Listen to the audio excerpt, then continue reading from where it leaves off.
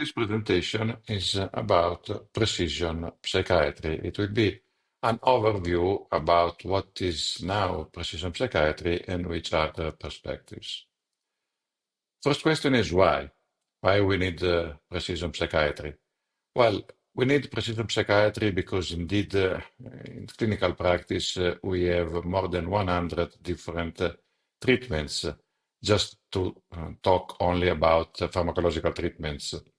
And then we have also the non-pharmacological treatments, psychotherapy or physical therapies, and all the possible combinations. So we are in front of a huge possibility of combinations that we have to choose. We have to decide which and how to use for every patient. And therefore, the standard treatment is the trial and error approach that I discussed also in other presentations. That is really time consuming and is bothersome for the patient and for society as well. In other fields of medicine, like oncology and cardiology, precision medicine is already a reality. In oncology and in cardiology, in clinical practice, they use, in fact, many specific markers that can guide the treatment, the prescription, and also the outcome. Recently, there is a focus also in psychiatry for this possible perspective. And indeed, we have an increasing amount of evidence from clinical genetic imaging studies that can really give strong support for precision psychiatry application in clinical practice. However, also there is a gap for the translation in clinical practice, also because many clinicians are not aware of all the possibilities that are already available now. In this seminal paper a few years ago, Marianne Le Boyer and others presented the concept of precision psychiatry in what is indeed the same concept that we have today. What is precision psychiatry? Precision psychiatry is a work that should be done on the patients that we are treating every day with different diagnoses and different endophenotypes. That means different features of the disorder. And we all know that we can have different treatments, A, B, and many others. I mentioned just 100 before. And the choice of treatment at present is based on a combination of clinical and anamnestic features. And some people can respond or not respond. And then there is the prognostic issue. Some patients can have a good positive outcome. Some patients can have a negative outcome. And precision psychiatry is working exactly on this, on the possibility to select the best drug for each patient and to give a specific prognosis for each patient. How this can be achieved? Well, through a huge combination of variables and factors.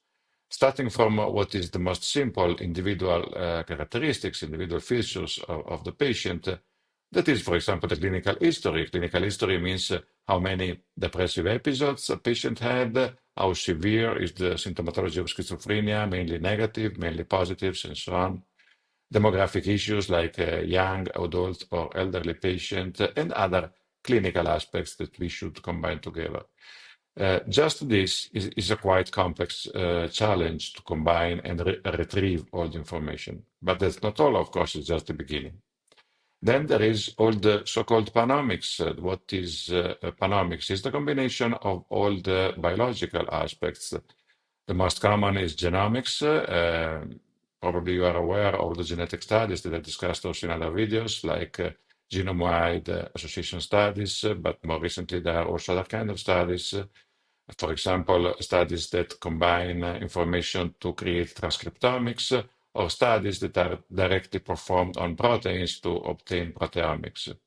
And so all these omics profiles can give very useful information for understanding the patient, because genetic information is at the basis, is not changeable during time, and is always the same for life for the individual, but is quite far from the clinical manifestation. Therefore, the circulating proteins or the metabolomics is something that is much more close to the clinical practice rather than genetic, but still it has to be studied because it can differ from genomics.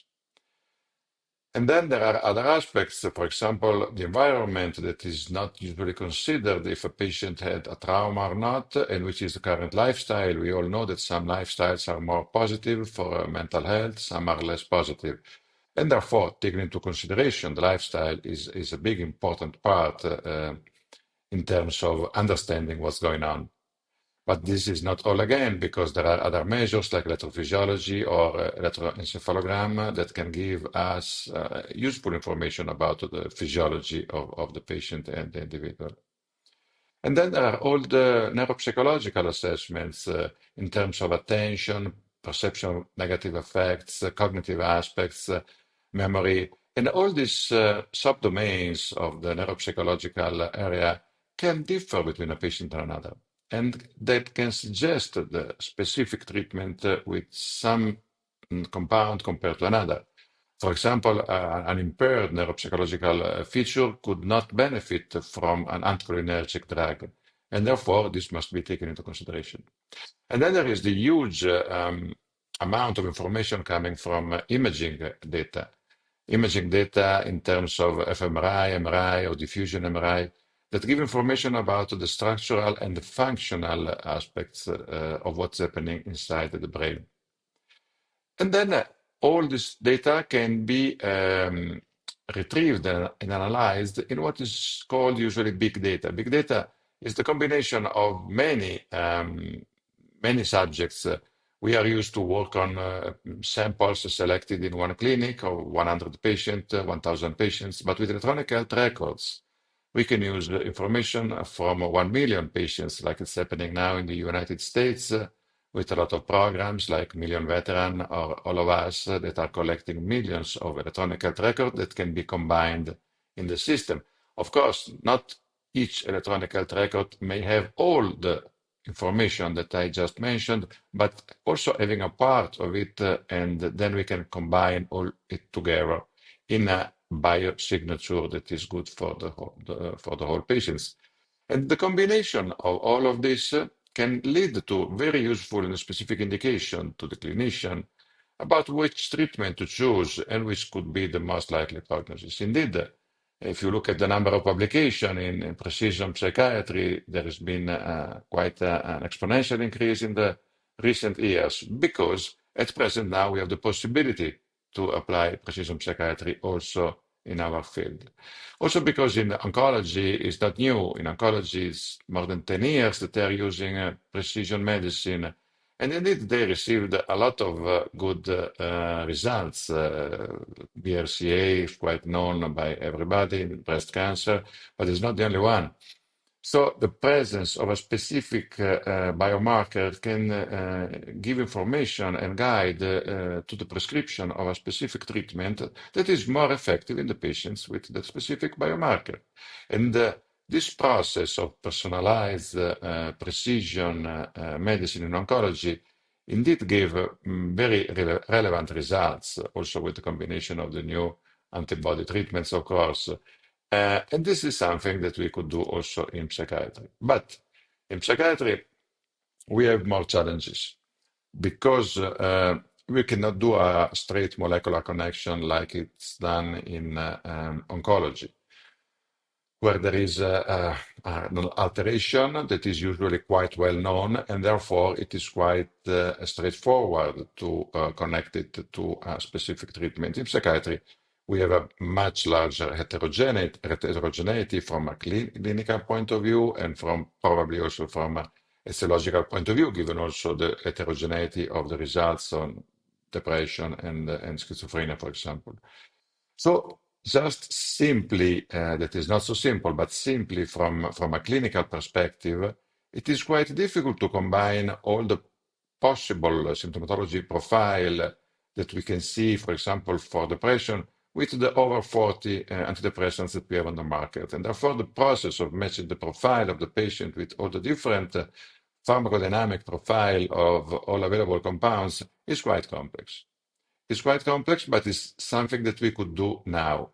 But this just gives an idea that just only considering the clinical part, it is complex. And therefore, adding other possible biomarkers from imaging or from proteomic or genetic, it can add an impossible level of complexity. We'll discuss this later.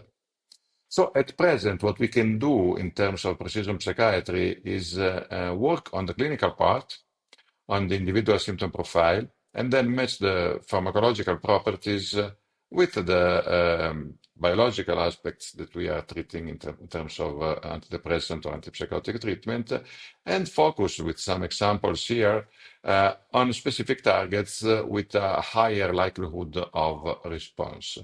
From a biomarker point of view, we can also do at present the CYP, that are the enzymes that are in the liver, and these enzymes can lead to poor metabolizers or ultra-rapid metabolizers, and therefore we can adapt the dosage to the patient with a lower dose in a poor metabolizer or a higher dose in ultra-rapid metabolizers, for example, in order to avoid false non-response. And this is what we can do and we should do today.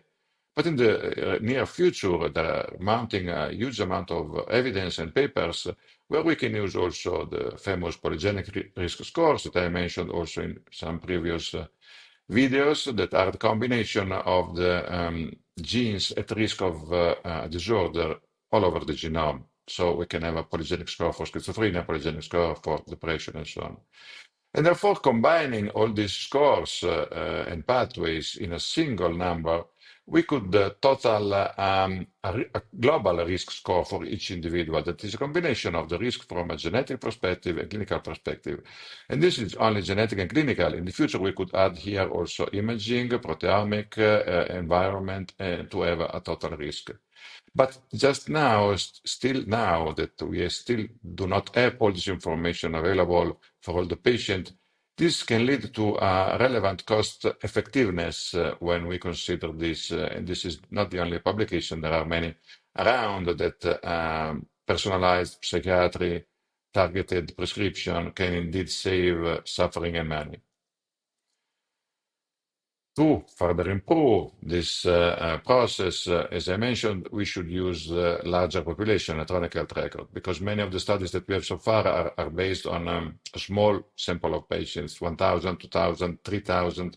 The largest antidepressant genome-wide study is 5,000 patients. It is a lot, but it's not sufficient to be representative of the whole population. This is why we need electronic health records. We need hundreds of thousands of patients. When combining all this, we not only have more statistical power because we have more patients, but we have data that are much closer to the reality, so-called real-world data. Because many patients that are included in studies, they are somehow selected for example, lack of severe suicidality or lack of complex diagnosis.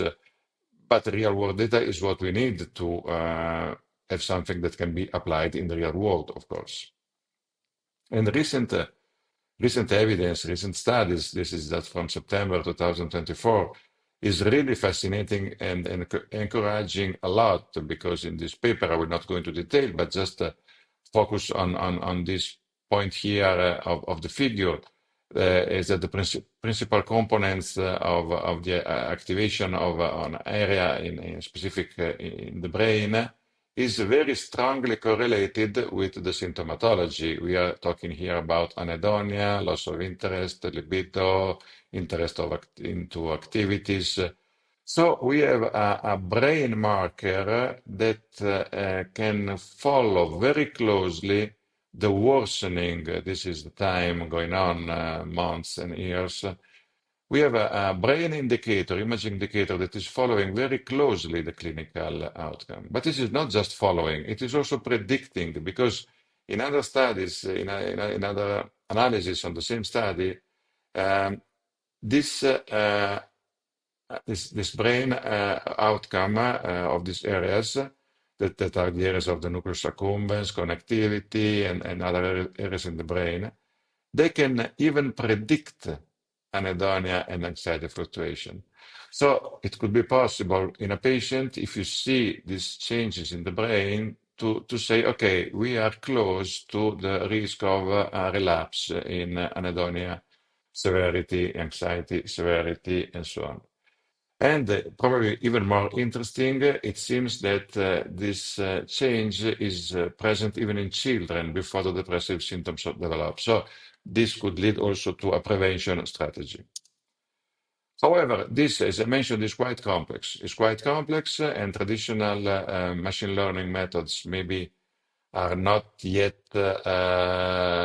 comprehensively appropriate to manage this large amount of data. And therefore, some researchers, this is also very recent, 2024, is suggesting the use of artificial intelligence that can be used. Of course, artificial intelligence is based on a neural network, but is a more complex neural network than the one that we use usually in our research. And artificial intelligence can really help in combining together the symptomatology and the imaging data in the patients in a meaningful way. Therefore, we can map and predict very clearly which are the brain signature of cognitive symptoms, positive symptoms, negative symptoms, or general psychopathology.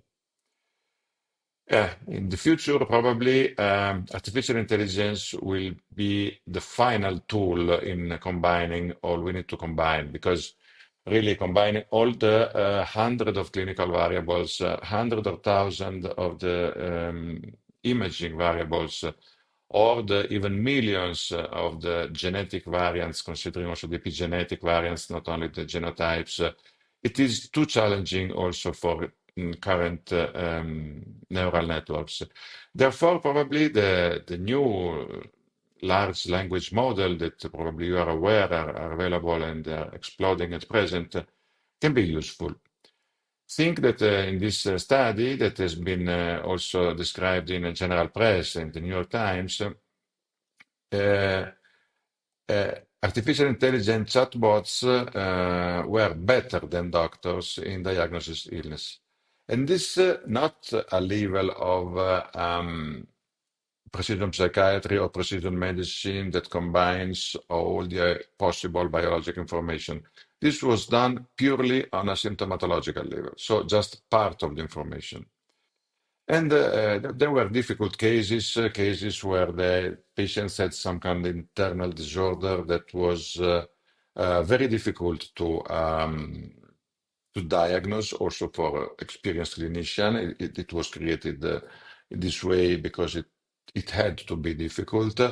And it was not shown or put in the web. So the training of the chatbots, ChatGPT or Gemini or Claude, they could not be trained on these cases because these cases were not kept in the public domain.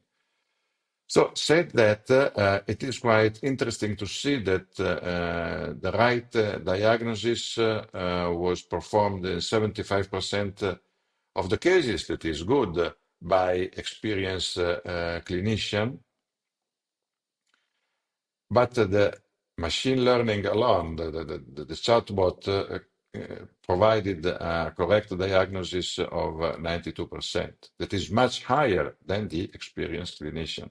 So we are already at the point that these tools are in some cases even better than experienced clinicians.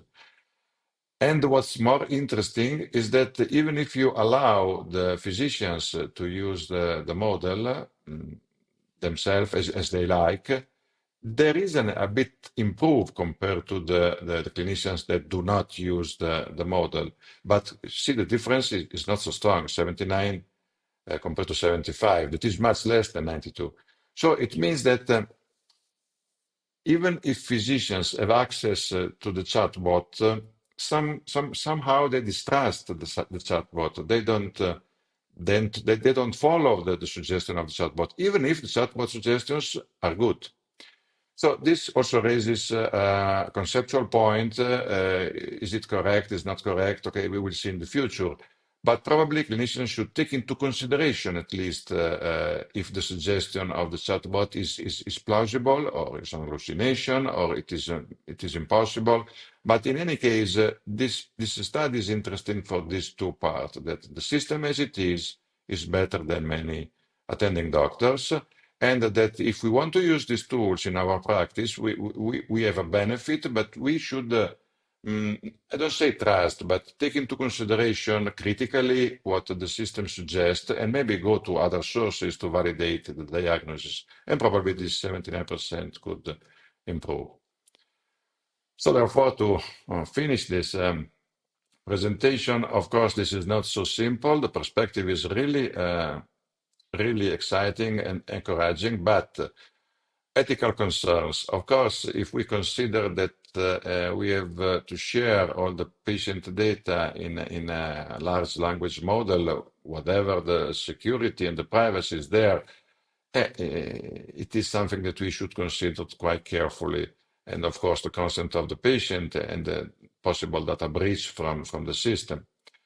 And then the barriers of the cost, because if we want to include for every patient all the possible information coming from imaging, we need to do magnetic resonance for every patient. That is expensive, or probably also a position emission tomography, or other MRI tasks that are even more expensive. Not to mention the genetic that is expensive as well, or the epigenetic analysis or the proteomic analysis. So if we want to do the whole round of analysis that we saw in the initial slides for a patient is quite expensive. So this must be considered. However, many of that analysis must be done only once per lifetime. So doesn't need to be repeated. And then limitations of research. We need to combine a lot of dimensions. We have seen imaging, genetic, clinical, patient history, patient preference, and so on. And so it is difficult to create models also maybe for LLM that consider and take into account all the multiple dimensions. And of course, ethnicities, because genetic can different between Caucasians, African, Asians. So we have to test the model in all the possible ethnicities. And finally, even if all these steps are solved, of course, the knowledge of the possibility to use precision psychiatry should be spread across the clinicians and stakeholders to implement it in routine clinical practice that up to today is not much performed yet. At least in Italy, but also in other countries, many times patients themselves bring to the doctor their genetic analysis because they are not generally covered by the government in terms of expenses. So, conclusion, personalized psychiatry is indeed needed in clinical practice. We need it because at present the treatment is long. For some patients, it's very long. It can take up to 6 months until it's possible to find the right treatment for the right patient. So to shorten this time is crucial. There are already some tools like the clinical knowledge, pharmacodynamic knowledge, and the, the genetic metabolizing enzymes that should be used more broadly because they indeed are not used as broadly as they should. And of course, there are so many further developments, like the paper that I showed you about the imaging that can predict and modulate anhedonia are rapidly appearing. So there is much, and we should try to be always informed on what's happening. Thank you.